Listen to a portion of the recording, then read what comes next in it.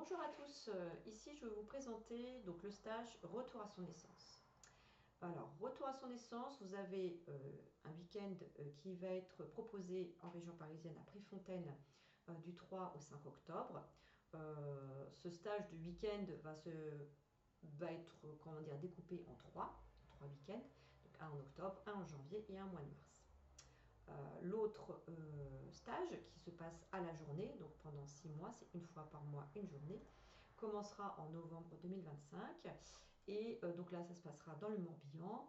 Voilà, donc en gros, c'est au niveau du planning, je rappelle quand même, voilà, après n'hésitez pas à aller voir mon site internet pour voir les explications.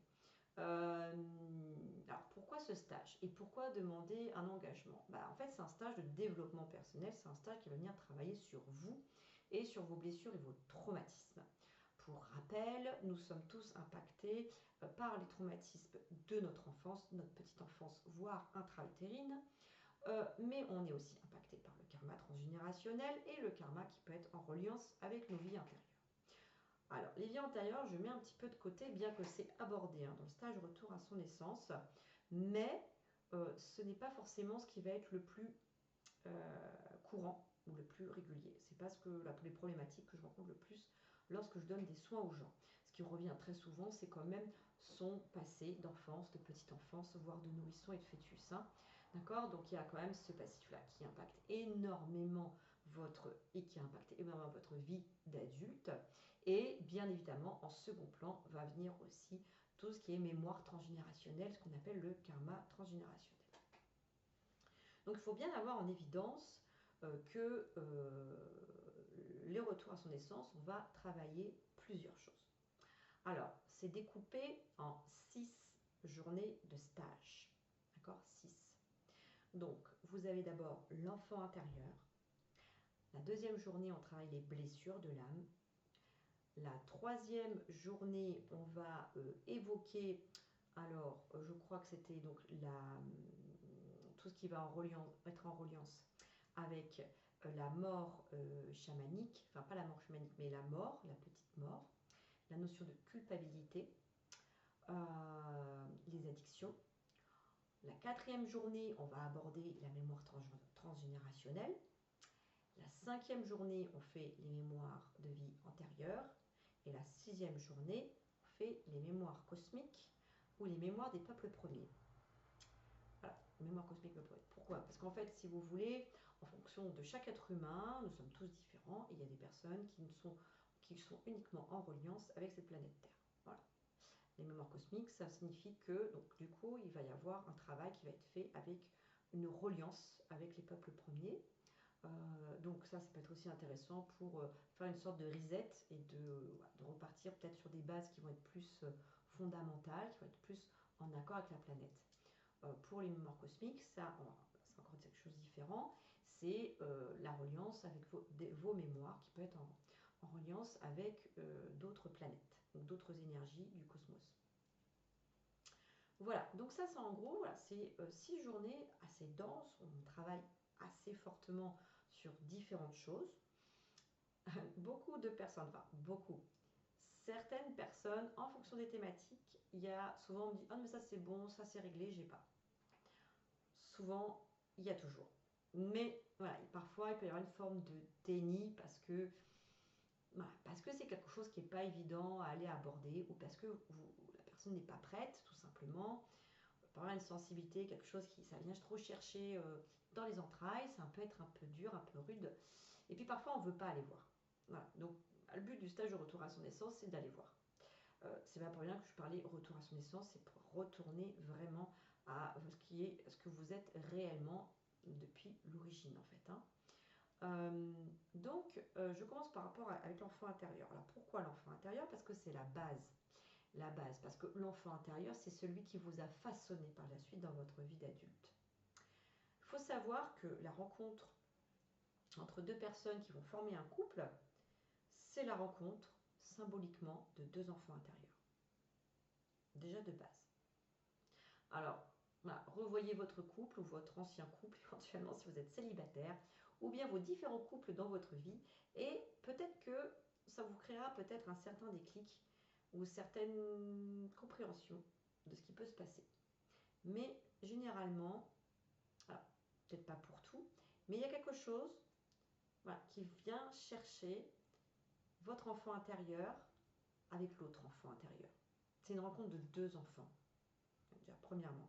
Et quand vous avez des enfants, quand vous avez un ou deux enfants, encore une fois, c'est la rencontre de votre enfant intérieur avec votre enfant.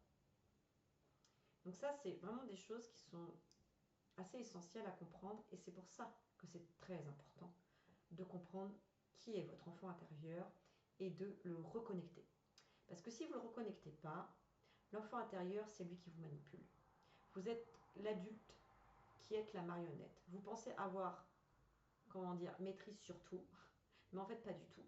Parce qu'en fait, c'est votre inconscient qui va venir vous chercher, qui va vous guider, voire vous manipuler pour vous amener là où il a envie de venir. Derrière l'inconscient, c'est l'enfant intérieur. C'est l'enfant intérieur qui a souffert, c'est l'enfant intérieur qui n'a pas été écouté, c'est l'enfant intérieur qui a été battu, c'est l'enfant intérieur qui n'a pas su être, enfin qui n'a pas pu être en fait, qui n'a pas pu être heureux, n'a pas pu s'exprimer. Donc voilà, il y a tous les traumatismes et les blessures du passé qui peuvent revenir. Voilà. Parfois, il y a des gens qui me disent oui, mais moi j'ai eu une belle enfance, mes parents m'ont beaucoup aimé tout ça. Oui, mais dans quelles conditions vous avez eu une belle enfance? Est-ce que vous avez été un enfant qui a été respecté tel qu'il a été, ou est-ce que vous avez suivi les dictates de vos parents pour être ce que vos parents désiraient? Alors c'est sûr que si vous êtes tel que vos parents vous désirent, il n'y a pas de problème. Vous passez une enfance relativement paisible. Sauf que derrière, au moment où vous allez devenir adulte, jeune adulte, c'est là où en fait il y a un gouffre, il y a un vide et la personne ne sait plus qui elle est. Voilà, il peut y avoir une chute. Donc voilà, toujours être en reliance avec ça. C'est pour ça que la base, c'est vraiment cette reconnexion de l'enfant intérieur. Attention, l'enfant intérieur vous manipule parce qu'il est en souffrance. Alors même quand on fait la reconnexion avec l'enfant intérieur, il y a encore des choses à travailler. Hein. Ça ne se fait pas comme ça, tac, d'un baguette magique. Voilà, vous continuez à travailler avec l'enfant intérieur. Et puis vous continuez à aller voir qu'est-ce qui se passe. Parfois il y a des émotions qui vous prennent.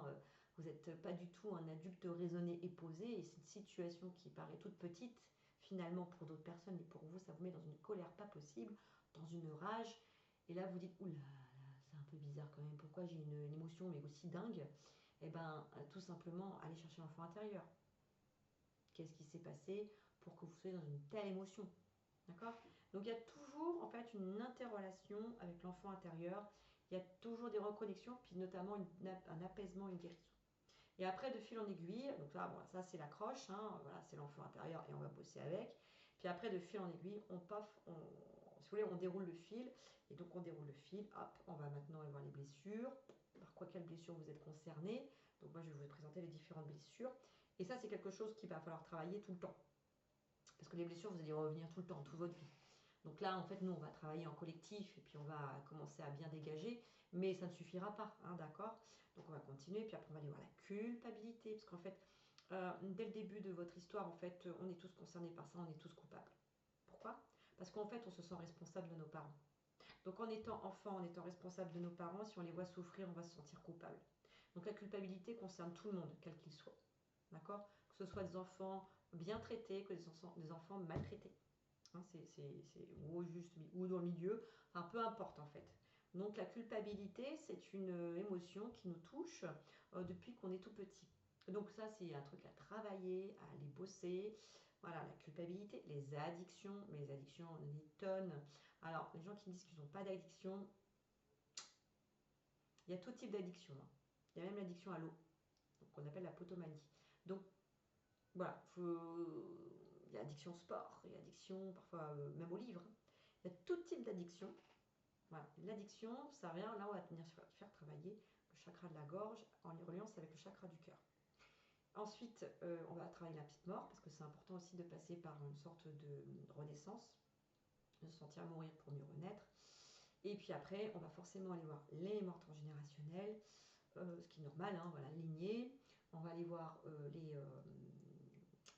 les mémoires karmiques, voilà, donc de vie antérieure. Et ensuite, on va voir les mémoires cosmiques, ou des peuples premiers. Donc, voilà.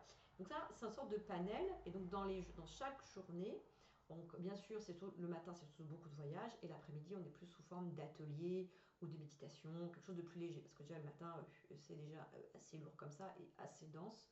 Donc l'après-midi, on est quand même un peu plus zen, un peu plus tranquille, hein. Mais ça peut continuer à faire travailler. Donc après, moi, je vous accompagne chamaniquement, avec des outils, avec des méthodes, avec plein de petites choses que je vais vous proposer. Voilà, c'est l'idée, c'est vraiment de faire un véritable travail sur soi. Les personnes que j'ai accompagnées en stage de retour à son essence, excusez-moi, en stage de retour à son essence, eh bien, j'ai constaté, malgré pas mal de fois, que ces personnes avaient évolué, avaient été passées à autre chose, étaient passées à d'autres étapes, d'accord, ou avaient pu avoir des prises de conscience. Alors, ça ne fonctionne pas sur tout le monde, d'accord. Il y a des gens, s'il y a des gens qui sont trop dans le déni, qui ne veulent pas trop aller voir, ou qui sont dans un objectif particulier qui n'est pas forcément celui que je propose lors du stage, là, ça ne fonctionne pas. C'est normal. Parce qu'ils n'ont pas décidé de s'engager, en fait, quelque part. Ils se sont engagés sur d'autres trucs, mais pas là-dessus.